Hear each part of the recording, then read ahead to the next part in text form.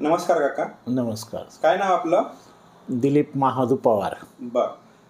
काय त्रास होता काका आपल्याला? मला उजव्या पायाचा जो गुडघा आहे हा गुडघा जवळपास 2.5 ते 3 महिन्यापासून दुखत होता. म्हणजे वेदना व्हायच्या खूप, त्याच्यामध्ये अशी ठणक यायची. ठणक यायची. त्याला काय काय उपचार केले तुम्ही? घरगुती उपचार वगैरे? घरगुती नाही, पण याचे ॲलोपॅथीच्या गोळ्या वगैरे घेतल्या होत्या एक 8-15 दिवस. बर. मग त्याने पण नाही काही फरक पडला नाही. तुम्ही इथं डॉक्टर मिटकेनकडे ज्यावेळेस आले होते तर त्यांनी तुम्हाला 10 दिवसाचे उपचार करायला सांगितले होते. हो बरोबर. तुमचे जे उपचार चालू केल्यानंतर आणि ते 10 दिवसाचे उपचार झाल्यावर तुम्हाला किती फरक पडला आणि कधी पडला?